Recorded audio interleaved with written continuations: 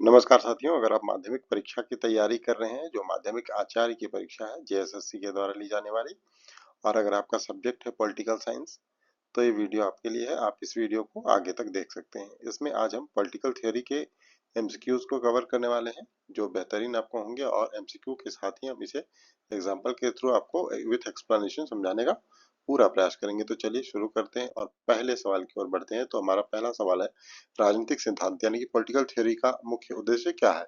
इन चार ऑप्शंस में से आपको एक ऑप्शन का चयन करना है। आप अगर पढ़ पा रहे हैं तो इन चारों में से पढ़ के आप खुद से एक सिलेक्ट कीजिए, और ताकि आपको पता चल सके कि आप कितने सही हैं। तो राजनीतिक व्यवस्था का विवरण ये नहीं है, राजनीतिक व्यवस्था की वास्तविकता का भी वर्णन इसमें नहीं है। इसमें क्या है, राजनीतिक वैचारिक मूल्यों की व्याख्या। इसमें जो राजनीति में है सबसे ज्यादा जो जरूरी है वो है वैल्यूज। इसके जो मोरल वैल्यूज हैं या एथिकल वैल्यूज हैं, यानी कि वैल्यू, इसकी जो व्याख्या। तो सही उत्तर आपका सी है। पॉलिटिकल थ्योरी का उद्देश्य सत्ता, न्याय, अधिकार, समानता जैसे जो ये वैल्यूज हैं, ये सारे क्या है, ये सारे वैल्यूज हैं। इक्वलिटी, जस्टिस, आपके जो राइट्स हैं, ये सारे क्या है, ये सभी वैल्यूज हैं। इन वैल्यूज की व्याख्या पॉलिटिकल थ्योरी के अंदर की जाती है। इन पॉलिटिकल थ्योरी के अंदर हम इन सभी बातों को पढ़ते हैं कि आपको क्या अधिकार मिला है, क्या अधिकार नहीं मिला है, और इस किस अधिकार के कारण आपकी प्रगति हो रही है, किस अधिकार के कारण आपकी प्रगति बाधक बन रही है। तो चलिए दूसरे क्वेश्चन की ओर बढ़ते हैं और देखते हैं लिबरलिज्म। आप बार बार पढ़ते होंगे कि लिबरलिज्म के सिद्धांत में क्या नहीं है, ये देखने का प्रयास करते हैं। व्यक्तिगत स्वतंत्रता, आप जब लिबरल कैसे कहे जाएंगे, व्यक्तिगत रूप से आप स्वतंत्र होंगे तभी कहा जाएंगे। समानता यानी कि इक्वलिटी जो है ये होनी चाहिए। अधिकारों की आपकी सुरक्षा होनी चाहिए। तो ये तीनों ही उत्तर गलत है यहाँ के लिए। तो यहाँ पर आपके पास सही उत्तर क्या हो जाएगा, ऑप्शन सी, राज्य की अहंकारिता यानी कि ऑटोक्रेसी। ऑटोक्रेसी राज्य की नहीं होनी चाहिए, ये नेगेटिव है। तो ये चीजें यहाँ पे सिद्धांत में नहीं है। लिबरलिज्म एक बेहतरीन सिद्धांत है, इसलिए आप इसमें व्यक्तिगत स्वतंत्रता की उम्मीद कर सकते हैं, समानता की उम्मीद करते हैं, और आपके अधिकारों की सुरक्षा भी की जाती है। तो यहाँ राज्य की अहंकारिता जो है, ऑटोक्रेसी, यहाँ पे नहीं होती है। तो आपके लिए ऑप्शन सही है जो है वो सी है, ये सही उत्तर है। ऑटोक्रेसी के सिद्धांत के विपरीत ये सारे सिद्धांत है, व्यक्तिगत स्वतंत्रता के सिद्धांत और ये सभी। तो अगला जो प्रश्न है वह है मार्क्सवादी, यानी कि जो मार्क्स थे, कार्ल मार्क्स, उनके सिद्धांत में साम्य, इक्वलिटी का अर्थ क्या है, इक्वल यानी कि साम्य।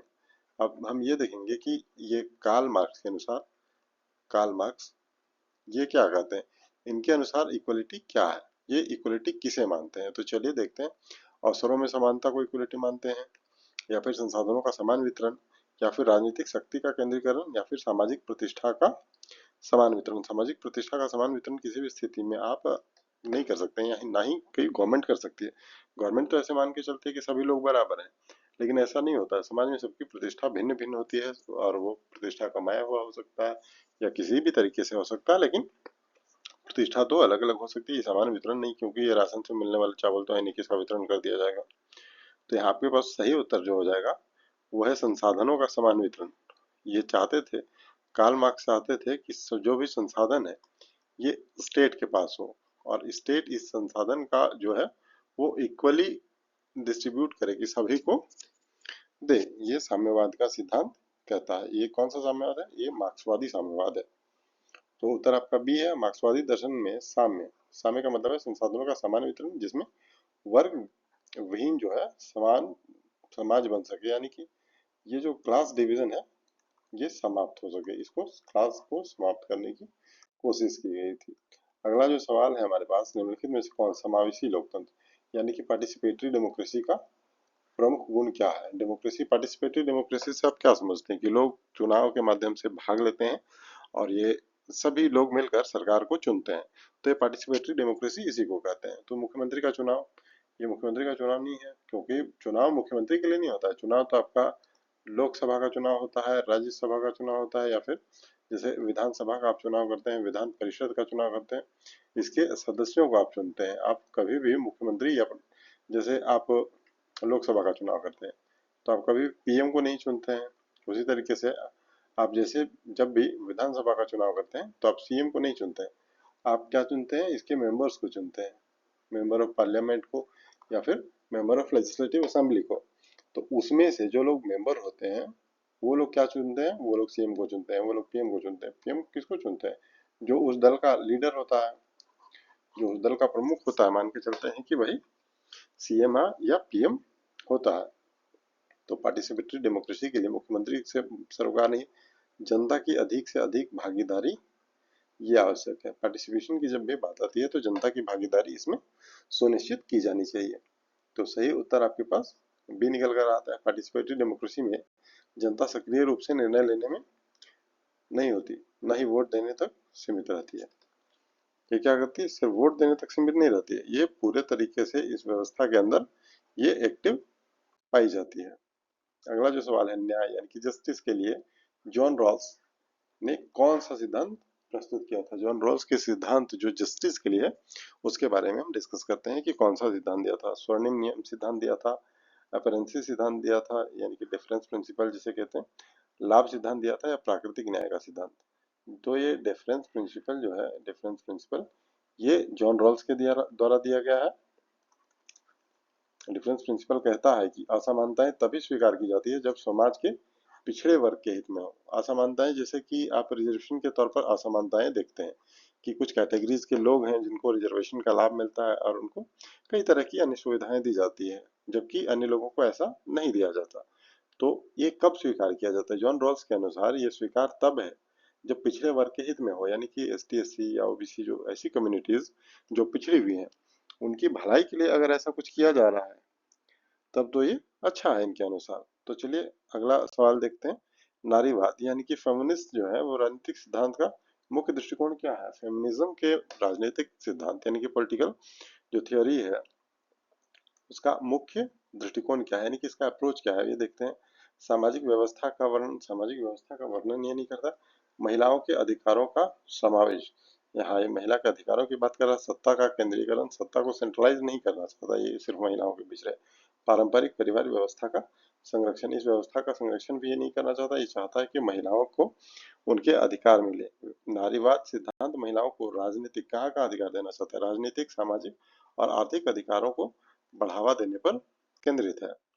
अगला सवाल है कि अधिकार, अधिकार दैट मीन्स राइट्स की परिभाषा में कौन सा कथन सही है।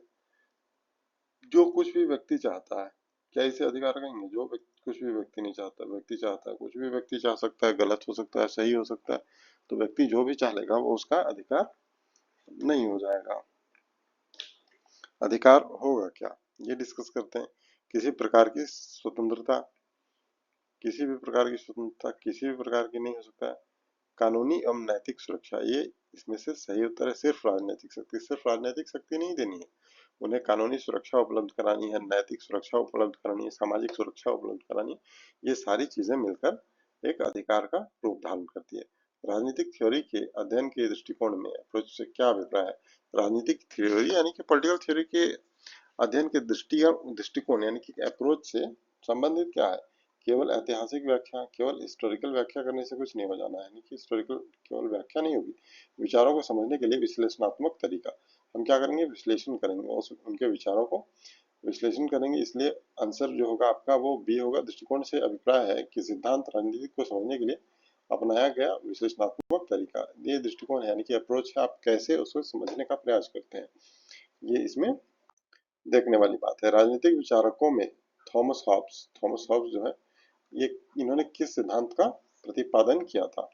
वर्ग सिद्धांत, इन्होंने सामाजिक अनुबंध सिद्धांत का प्रतिपादन किया था। वर्ग संघर्ष नहीं है, लिबरल स्वतंत्रता नहीं है, औचित्य सिद्धांत भी इसका उत्तर नहीं है। अब देखते हैं कि डेमोक्रेसी की क्या विशेषता है। इन चारों में से आपको चुनना है कि डेमोक्रेसी की विशेषता क्या है। सत्ता का लोकतांत्रिक विकेंद्रीकरण, ये विकेंद्रीकरण तो करता है, लेकिन इन चारों में से आपको सबसे बेस्ट चुनना है। सत्ता का लोकतांत्रिक विकेंद्रीकरण डेमोक्रेसी की विशेषता ये नहीं है। डेमोक्रेसी की विशेषता है जो लोग हैं, जो जनता है, उनकी भागीदारी को सुनिश्चित करना। तो ये सही उत्तर इनमें से क्या होगा, आम जनता की भागीदारी को सुनिश्चित करना। आप कैसे भागीदारी सुनिश्चित करेंगे? सबसे पहले तो आप वोटिंग के माध्यम से अपनी भागीदारी को सुरक्षित करेंगे कि आप अपने लिए जो आपके प्रतिनिधि हैं यानी कि रिप्रेजेंटेटिव है आपके पास, जो आपके एमएलए या एमपीज हैं, इसे आप चुनते हैं और आप लोकसभा और विधानसभाओं में भेजते हैं। सभी समस्याओं को शांत कर समाधान करना, सरकार का पूर्ण नियंत्रण। सही उत्तर क्या है कि आम जनता की भागीदारी लोकतंत्र से लोकतंत्र के मंदिर तक पहुंचे, यानी कि आप एमपी एमएलए चुनकर भेजते हैं अब बोलो, आपके लिए कुछ भी नहीं करते हैं। उदारवाद के बारे में देखते हैं कि लिबरलिज्म से न्यूनतम राज्य का क्या अर्थ है। लिबरलिज्म में न्यूनतम राज्य का अर्थ क्या है? राज्य का अभाव, केवल कानून व्यवस्था बनाए रखना, पूर्ण राज्य नियंत्रण, केवल सैन्य शक्ति। यहाँ पर जो टर्म है वो है न्यूनतम राज्य। न्यूनतम राज्य का क्या अर्थ है? यहाँ अर्थ है कि केवल कानून व्यवस्था बनाए रखना, यानी कि एक राज्य है जिसमें प्रतिनिधियों को आपने चुन दिया है, यहाँ पर सिर्फ कानून व्यवस्था बनाए हुए है और कुछ मिनिमम गवर्नेंस कुछ हो नहीं रहा। बस हाँ ठीक है, जो शांति व्यवस्था है वो बनाए हुए है, कानून व्यवस्था काम कर रहा है, बस ये इसका अर्थ है। न्यूनतम राज्य का मतलब है सरकार मुख्य रूप से कानून व्यवस्था, सुरक्षा और न्याय सेवा तक ही सीमित रहे, इससे ज्यादा काम सरकार करे ही ना। मार्क्सवाद जो होता है ये किस विचार पर आधारित है? मार्क्स का जो विचार है वो वर्ग संघर्ष पर आधारित है, क्योंकि इससे पहले हमने पढ़ा है कि मार्क्स चाहते थे कि जो संसाधन है उनका समान वितरण किया जाए और एक क्लासलेस सोसाइटी का की स्थापना की जाए। यानी कि यहाँ पर जो वर्ग संघर्ष है ये इनका मूल विचार है। जातिवाद से इनका मतलब नहीं है, पूंजीवाद के विकास से मतलब नहीं, लोकतांत्रिक समानता की बात नहीं करते, ये बात करते हैं वर्ग संघर्ष की। राजनीतिक समानता यानी कि पॉलिटिकल इक्वलिटी जो है ये क्या है? सभी को वोट देने का अधिकार, सभी को समान वेतन पाने का अधिकार, सभी को समान शिक्षा का अधिकार, सभी को समान आय आप नहीं कर सकते, सभी को समान शिक्षा भी नहीं दे सकते, सभी को समान वेतन भी नहीं दे सकते क्योंकि काम अलग है, वेतन अलग है, पद अलग है। सभी को वोट करने का अधिकार आप दे सकते हैं, या क्या हो जाएगा, ये पॉलिटिकल समानता है, राजनीतिक समानता है, पॉलिटिकल इक्वलिटी की सबके पास वोट कर सकती है और एक एक वोट आप हर व्यक्ति कर सकता है। गरीब मजदूर का भी एक वोट है, उतना ही ताकत है, और एक प्रेसिडेंट जब वोट करते हैं तो उसका भी उतना ही ताकत होता है। व्यवहारवादी दृष्टिकोण यानी कि बिहेवियरल अप्रोच किस पर केंद्रित होता है? ये देखते हैं राजनीति पर, मानवीय व्यवहार पर, धार्मिक मान्यताएं, आर्थिक विकास। व्यवहार क्या है? व्यवहार है, बिहेवियर है, तो ये मानवीय व्यवहार पर आधारित अप्रोच है। अरस्तु यानी कि अरिस्टोटल जिसे कहते हैं, उनको किस नाम से जाना जाता है? मतलब इसमें से क्या कहते हैं? राजनीति के जनक, अर्थशास्त्र के जनक, समाजशास्त्र के जनक, न्याय के जनक। राजनीति के जनक इन्हें कहा जाता है, अर्थशास्त्र के जनक तो चाणक्य कहते हैं। इसी तरीके से अलग अलग चीज के अलग अलग जनक पाए जाते हैं। समान अवसर का सिद्धांत सुनिश्चित करता है, क्या सुनिश्चित करता है? समान अवसर यानी कि इक्वल अपॉर्चुनिटी का जो सिद्धांत है वो क्या तय करता है? सभी को समान नौकरी देना, सभी को समान अवसर और साधन देना, सभी को समान वेतन देना, सभी को समान पद देना। सभी को समान अवसर, हम अवसर दे सकते हैं, रोजगार बाद का विषय है, पहले हम अवसर देंगे, बाद में रोजगार मिलता है नहीं मिलता है डिसाइड करते हैं। नारीवादी दृष्टिकोण में लैंगिक समानता का क्या अर्थ है? लैंगिक समानता का क्या अर्थ है? पुरुषों को अधिक अधिकार बिल्कुल नहीं, क्योंकि समानता की बात की जा रही है। महिलाओं को अधिक अधिकार नहीं, बिल्कुल, क्योंकि किसी को अधिक दे देंगे तो समानता कहाँ से आएगा? पुरुष और महिला दोनों को समान अधिकार, ये आपके लिए सही उत्तर है। कोई अधिकार नहीं, अधिकार तो देना ही पड़ेगा सर। अगला सवाल देखते हैं, राज्य के 4 आवश्यक तत्वों में से कौन सा है? ये जो 4 तत्व हैं इनमें से आवश्यक तत्वों में से कौन सा है? संसद, बिना संसद के भी चल जाएगा। पुलिस, बिना पुलिस के भी चल जाएगा। शिक्षा, कोई बात नहीं, अनपढ़ हो फिर भी चल जाएगा। लेकिन जो संप्रभुता है ये सही चीज है। क्यों?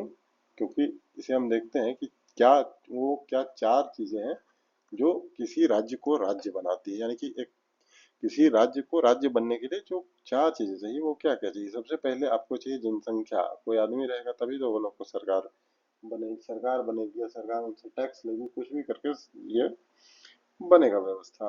एक क्षेत्र, ये क्षेत्र में जनसंख्या रहेगा ये लोग, अब वो सब मिलके चुनेगा सरकार, क्योंकि कोई तो लीडर होना चाहिए। और संप्रभुता सबसे बड़ी बात है। संप्रभुता यानी कि ये संप्रभु कैसे होगा?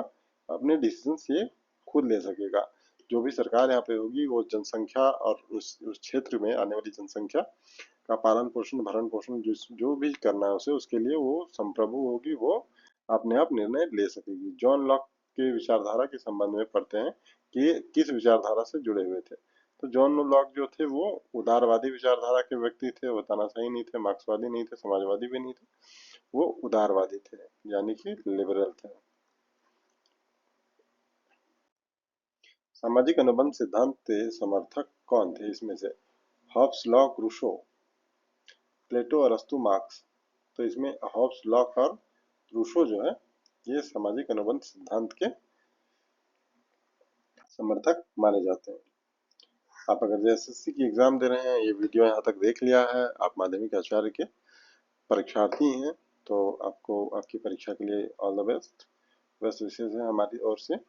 आप इस चैनल को सब्सक्राइब कर लीजिए अगर आप पॉलिटिकल साइंस की तैयारी कर रहे हैं, और अगर आप आने वाली जो परीक्षा है 14 जेपीएससी उसकी तैयारी कर रहे हैं तो भी इस चैनल को सब्सक्राइब कर लीजिए। यहाँ पर आपको फ्री वीडियो कंटेंट मिलेंगे। तो आज के लिए इतना ही। धन्यवाद। मिलते हैं अगली वीडियो में।